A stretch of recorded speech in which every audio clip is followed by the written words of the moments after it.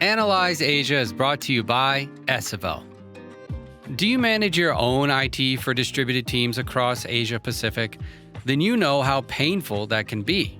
SFL helps your in-house team by taking cumbersome tasks off their hands and giving them the tools to manage IT effectively. Get help across Asia Pacific, from onboarding, procuring devices, to real-time IT support and offboarding. With our state-of-the-art platform, gain full control of all your IT infrastructure in one place. Our team of IT support pros are keen to help you grow. Check out esevel.com and get a demo today. Use our referral code ASIA for 10% off. Terms and conditions apply.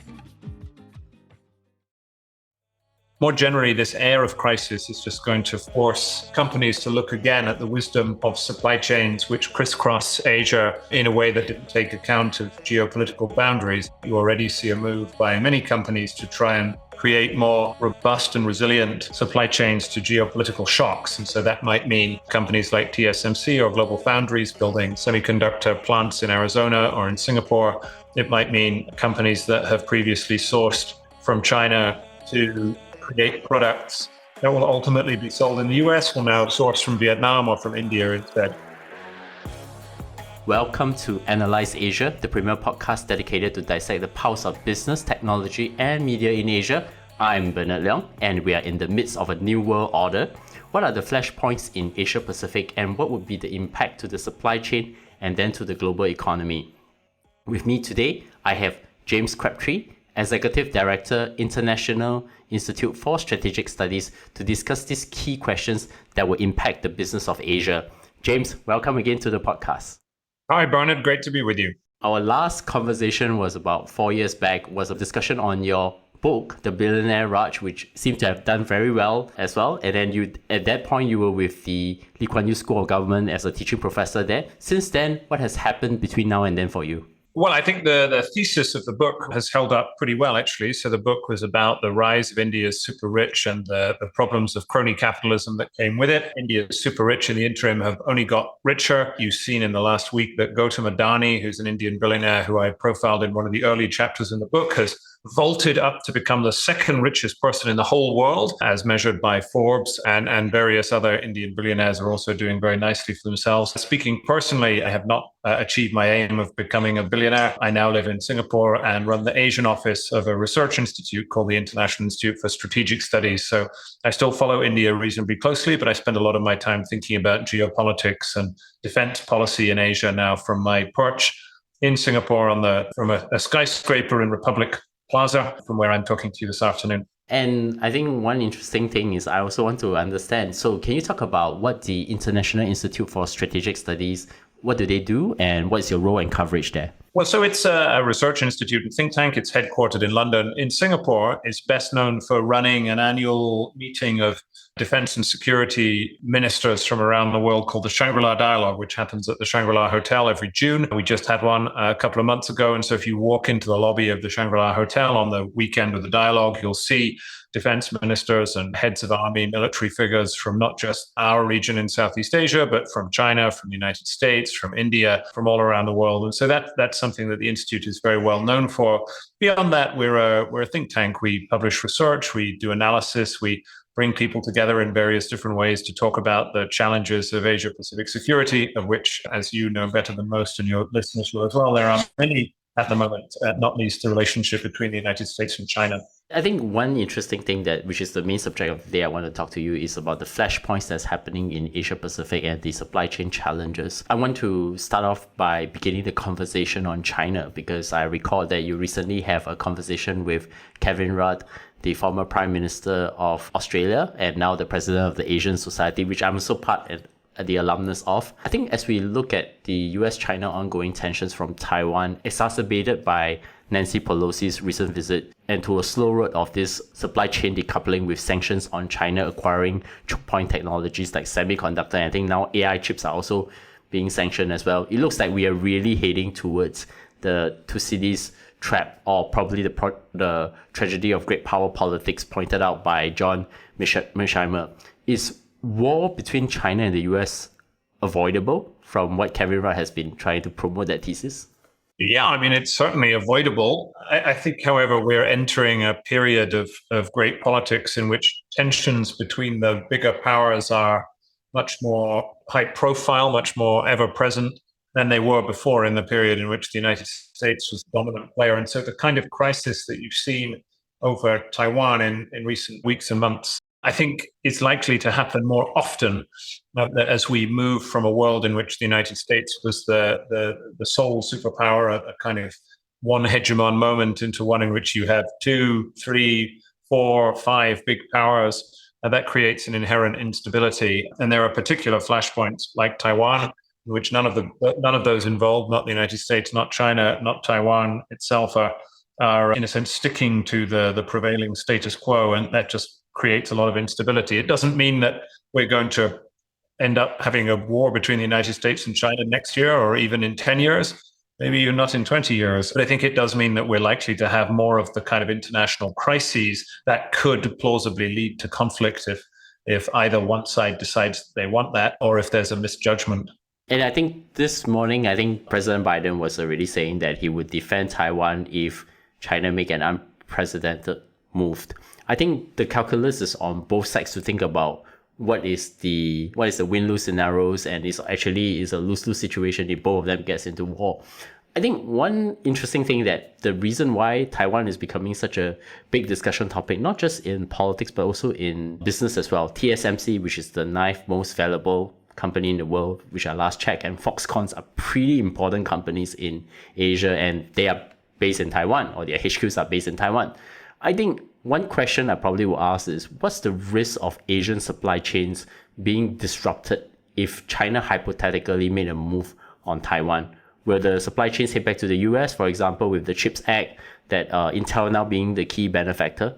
I mean, were there to be a Chinese invasion of Taiwan, which is a very extreme scenario, then obviously that would have an enormously disruptive effect on supply chains in Asia. I think that the more focused question we might ask is, if there is an increase in tension in the region of which Taiwan is one focal point, then what will that do to supply chains? So when there's a crisis, as there was in Taiwan, then that has a short-term disruptive effect. You saw that affected shipping. For instance, were there to be an embargo of some sort, a blockade of Taiwan, that would have an effect.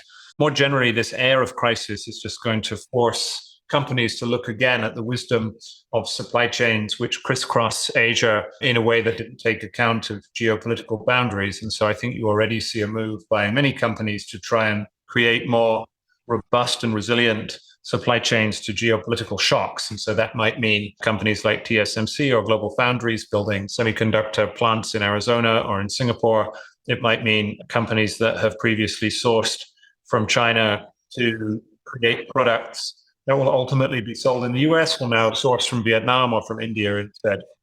So I think you'll see a gradual disentangling of some of these supply chains, but from a very high base. I mean, you have to remember that we are in a period still of a very intense globalization, and that although there has been a little bit of a rowback from that during COVID and during the early periods of this crisis, it's still a very globally integrated world that we see. And so there's an awful lot of disentangling to be done. And so we're really only at the very beginnings of this journey. You saw in the beginnings of the conflict in Ukraine what it means to actually decouple, which is what happened largely between the West and Russia in the early period of that conflict. The US and China and the other countries who are worried about China are nowhere near that stage yet. So that, in one sense, is optimistic, because it means that there hasn't been a big crisis yet, or the perception is not that a crisis is so likely that disentangling has to happen. It could also be read pessimistically, as in, we've got a long way down to go. And I want to double click into that, because the semiconductor supply chain, as far as I understand, as well as the technologists, I think the real key issue at the moment is going down the nanometers, as in the 3 nanometers to 5 nanometers, which I think the expertise currently still lies within Taiwan, and somehow semiconductor expertise cannot be transported because it's very dependent on the specific skill set of the workforce on there. I mean, even if you decouple and you have to shift out all those out of Taiwan, there is this choke point of the latest and the brightest. I think the question then it becomes whether China will be able to get its hands on the older technologies, or they have to create their own. And one key choke point that they have is in Netherlands, which is ASML, who built the only lithography machines, and they are subjected to export controls for that. Then how do you actually break that supply chain unless China has to innovate on its own as well? I think you've put that quite well, actually, that's the situation in the semiconductor market, which is that there have been attempts by the Americans and to some degree the Europeans and the Japanese to persuade TSMC or to pay TSMC lots of money to set up new, more advanced fabs in North America or Ireland or Japan. You also have companies like Intel that will benefit from the CHIPS Act, which you mentioned, but that doesn't really go much of the way to creating a self-sufficiency in chips. Taiwan remains the world's dominant supplier, and China is also pretty important as a supplier of more basic semiconductors. Equally, Taiwan is the global center for the development of the advanced 5, 3, and 2 nanometer chips that are really at the cutting edge that will define the next era of the industry. So I think it's a very complicated position that, just as in the war between Russia and Ukraine, it has had very significant economic aftershocks to the rest of the world in terms of fuel and commodity prices. That's only a tiny taste of the economic crisis that would follow if suddenly there was a major disruption in the global semiconductor market. And so I think in that sense, all sides do have an incentive for moderation, because the economic effects of a full-blown conflict between the US and China would be very profound indeed. And perhaps that may, to some degree, give pause for thought in Washington and Beijing.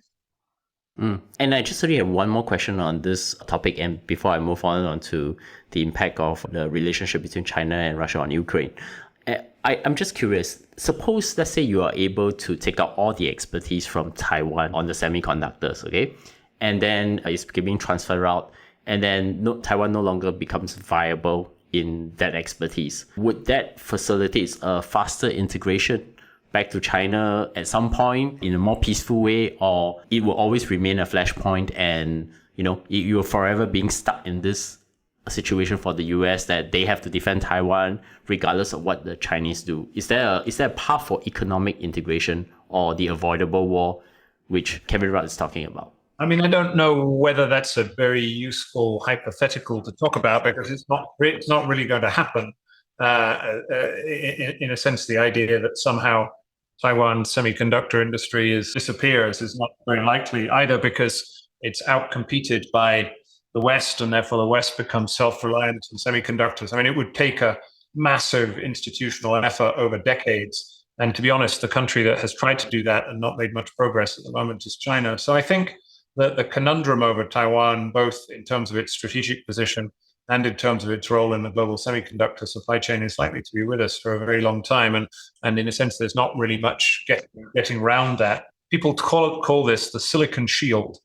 And the notion there is that because Taiwan has this vitally important industry, it gives an incentive for the United States to support Taiwan, which it might not otherwise have. But really, the United States isn't interested in supporting Taiwan simply because of its semiconductor industry. It's not like oil in the Middle East. I mean, it's interested in supporting Taiwan because Taiwan has a very important geostrategic location in the Asia Pacific, and the United States is worried that were Taiwan to fall, then in a sense that would undermine confidence in the existing system, and it also has certain kind of military implications as well. So I don't think the kind of hypothetical scenario that you talked about is terribly likely, and I don't think there's going to be any easy way out of this challenge over Taiwan.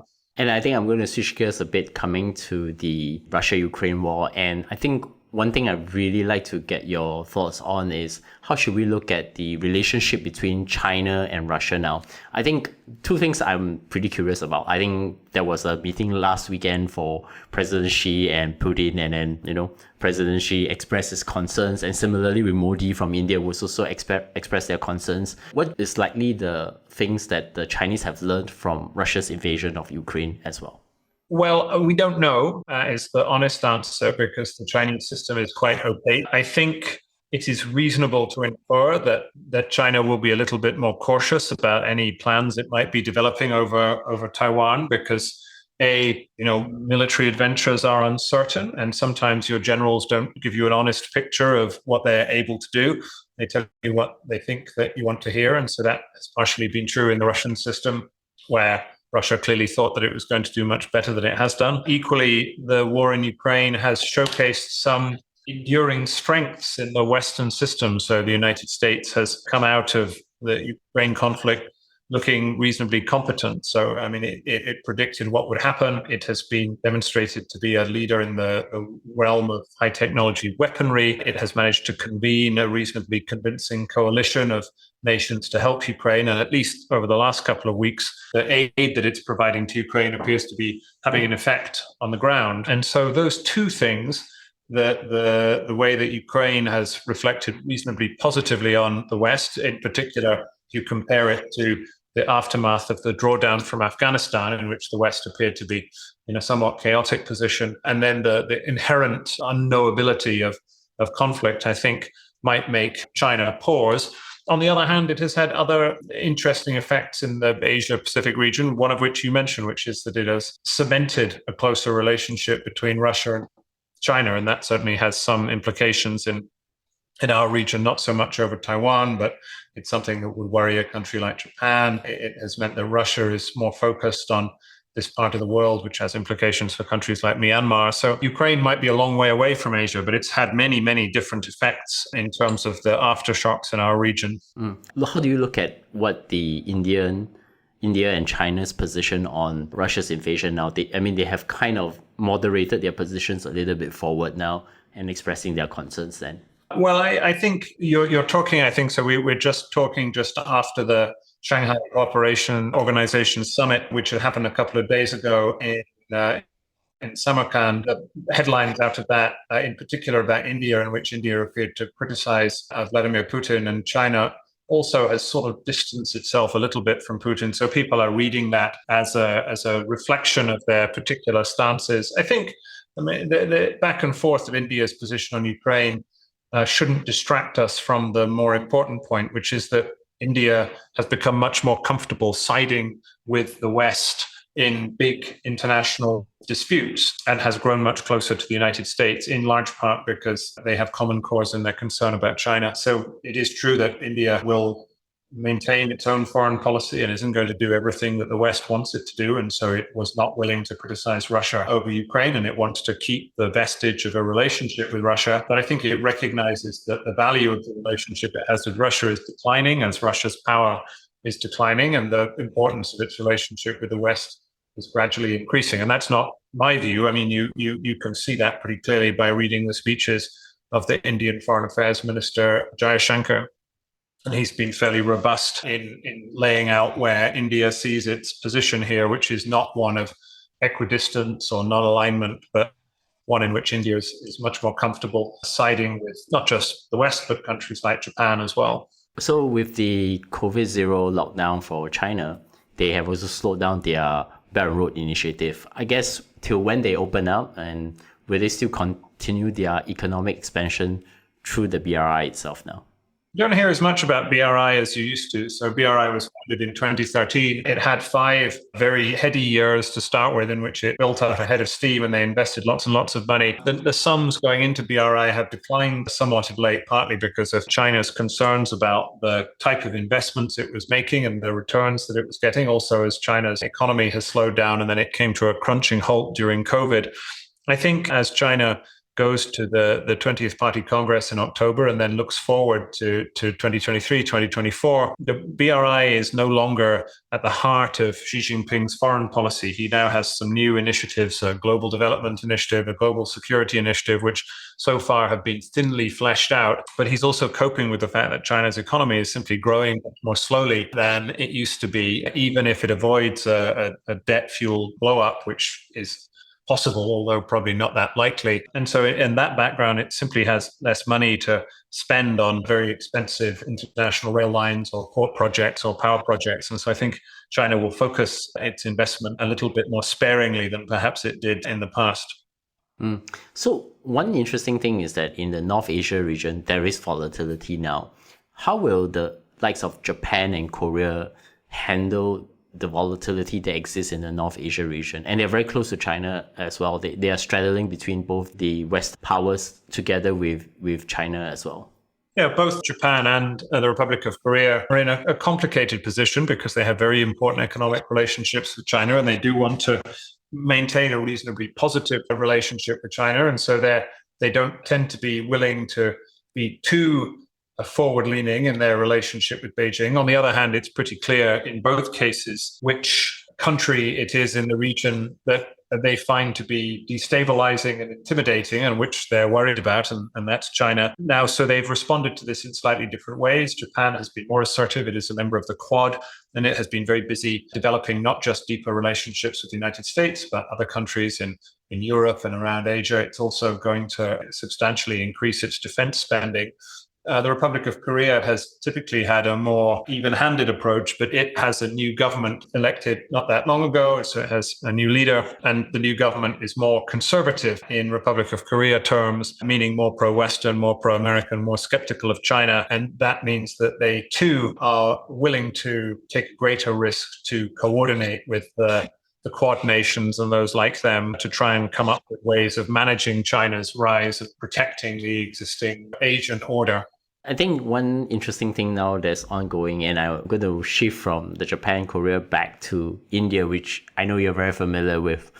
From the outside, it seems that India is the largest democracy in the world. But likewise, on the ground, it looks very different to me. It's been showing a little bit of signs of different types of authoritarianism at work. As a person who covers India for a relatively long time, do you see India still, is it shifting away of being the world's largest democracy towards something else? Or is it just because of just political parties changing hands and they have different points of view in terms of how they want to govern? I think it's a sort of paradoxical moment for the relationship of the West and India. So in terms of domestic politics, then the available evidence suggests that India has been becoming less democratic. So there are various different indices that people follow, tracking the health of global democracies. And one of them is based in Sweden. It's called the VDEM Institute in Gothenburg. You have the Economist Intelligence Unit. There's also Freedom House. All of them track a gradual decline in India's democratic health over the last 20 years or so, and particularly under the government of Narendra Modi since 2014. And that is measuring things like the treatment of minorities, freedom of press, freedom of assembly, the health of independent institutions like the judiciary.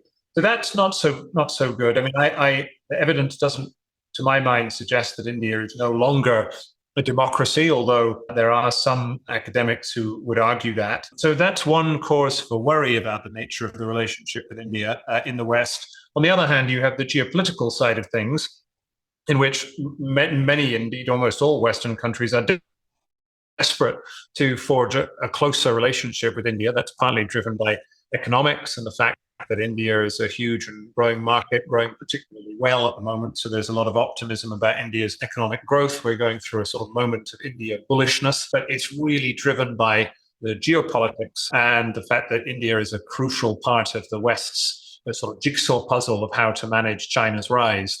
The countries that are trying to contest China's rise, Japan and Australia and the United States, that grouping looks much less formidable without India. So if it was just a trio as opposed to a quad, and the same is true with the European countries as well. So you have the two clashing halves of the Western mind, that there is this concern about India's democratic trajectory internally, but externally, there's a great desire to court India. And basically, the external concern trumps the internal concern, by which I mean you just don't hear the Western leaders talk about Indian democracy and human rights as often as they used to. And that's because they've made a quite hard-headed calculation that they want to be friends with India and friends with Narendra Modi. So they don't want to annoy him too much. You saw that in the debate about Ukraine, in which there was, I think, a bit of disappointment from some in the West that India did not support sanctions against Russia, for instance, or would not speak out against Russia at the United Nations, as, for instance, even Singapore did here in Southeast Asia. But in the end, people shrugged their shoulders and said, well, India has its own preferences and the relationship with India is too important to throw by the wayside. So I guess now my question towards impact to business will come. Can the fragile supply chain now in Asia Pacific be able to handle the global demand in manufacturing? I would just use mobile phones, right? For example, if war breaks up between Taiwan and China, no iPhones for the next few years. So, I mean, I'm just being tongue-in-cheek here, but it also have impact to other things from food, from other manufacturing, Christmas presents for the kids in US and Europe as well as that. As I said before, if there is a conflict between the US and China, then this will have massive implications for all sorts of global supply chains, of which the difficulties that we between Russia and the US are just a foretaste. However, that doesn't necessarily mean that it won't happen. In the end, as we saw in the run-up to 1914 and many other times in human history, one can stumble into conflict almost accidentally or through misjudgment.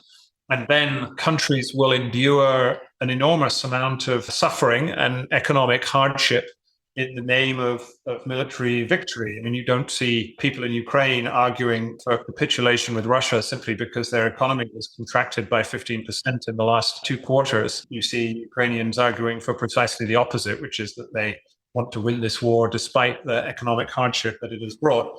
So I think you can argue both sides of this, one of which is that you're absolutely right, that there would be extraordinarily wide-ranging economic consequences from the prospect of a conflict involving any of the major powers, but particularly the US and China, and that with luck that will cause people to seek mechanisms for cooperation and de-escalation. But I wouldn't put all your faith in that, because the legacy of human conflict is that when push comes to shove, people are willing to endure a lot of economic hardship, and you see that on both sides of the Russia-Ukraine crisis at present.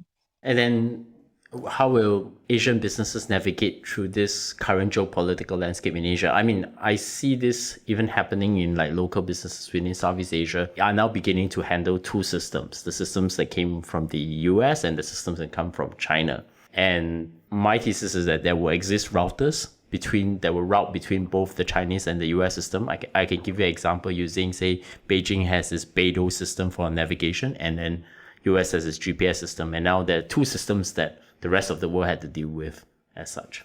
I think that's a very good example of what's likely to happen, that we will see a gradual creation of a certain kind of bifurcation of systems and supply chains and standards. And the greater the perceived threat of serious conflict between the two sides, the faster that will happen. And at the moment, I think you have two different reactions. Some companies are, in a sense, planning prudently to try and disentangle themselves from the Chinese system. Not so much companies leaving China entirely. So a company like Volkswagen, for instance, would still want to make cars for the Chinese market, but they also want to create a supply by which, if there were to be disruptions, then the cars that are not for sale in China can still get made. So there's a bit of prudent disentangling. And then elsewhere, there's people who have their fingers stuck in their ears and who are kind of plowing on regardless. I mean, you still get quite a lot of companies who are still investing in China in the financial services and insurance space and technology. And China is still it's a large,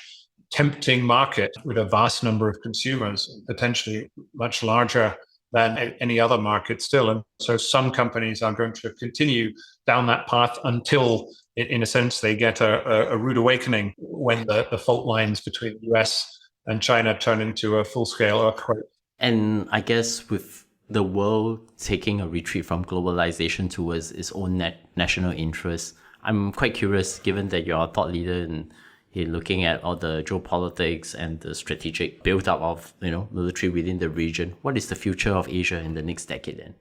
I mean, that's a very big question. I think in broad terms, the future of Asia still remains very economically dynamic. The thesis of the Asian century, which is that geopolitical and economic gravity is going to move to this region, remains correct. And indeed, there's a pretty good chance that will actually accelerate, particularly if India gets its growth model. But Asia faces a number of very complicated challenges. On the one hand, it has to find a way of managing these geopolitical tensions in a setup in which Asia doesn't really have any common institutions that will help it manage these in a comprehensive sense. You have a mishmash of security institutions, some of which are based around ASEAN, some of which are new minilateral forms of cooperation like the Quad, but there's not a kind of one place that you can go to in Asia to manage these security dilemmas. Equally, and I think it's important that we mention this, over the next decade, Asia is growing and becoming the center of world affairs at the moment in which we have to manage the challenge of climate change, which could become increasingly catastrophic and certainly will drag on economic growth. So I don't think that if lying behind your question is a sort of, are we about to blow the Asian century? Not immediately. The basic building blocks of the transfer of power and wealth from other parts of the world to Asia remain in place. But that is contingent on countries in Asia and those that have a significant input in Asia, so including the United States and some of the European countries, finding a way to manage these tensions in a way that doesn't lead to a sort of conflict that everybody would like to avoid. James, many thanks for coming on the podcast and share your thoughts and perspectives on where Asia is heading and what are the flashpoints on there. In closing, I have 2 questions. My first question is, any recommendations that have inspired you recently, books, movie, TV shows, or something else? The television program that I've been telling people to watch is a French spy thriller called The Bureau, which is annoyingly not available on any of the obvious platforms in Singapore. It's a very realistic spy drama based on the GSR, which is the equivalent of MI6 or the CIA. So that I think was well worth reading. In terms of books, I read the Kevin Rudd book, which you mentioned earlier, which I thought gave a reasonable rundown. I'm just about to start reading a new book, since we were talking about semiconductors, just about to start reading a book which is about to come out called Chip War by Chris Miller, which is a history of the semiconductor industry and in a sense how it has shaped modern capitalism and the US-China conflict. So I think that will come out in a month or 2, and that's one that your listeners might want to pick up. So, and thank you for the recommendations. Where can my audience find you? You can find me at Twitter at James Crabtree. Add me on LinkedIn. That may be the best way to do it. So I'm very happy to add people on LinkedIn. Just mention that you heard the podcast, and I'm to be found around Singapore most of the time. So it's great to have been on the show. Thanks again, Bernard. It's lovely to be back on. You can definitely find us on any podcast platform, and for advertising, you can just send an email to me. And if you have any feedback for us, give us a 5-star rating on Apple Podcasts or tweet me the feedback on Analyze Asia, ANALYSE Asia. James, many thanks for coming on the show, and I really appreciate your thought leadership on the matter, and I look forward to speak to you in the future. Thanks, Bernard. All the best.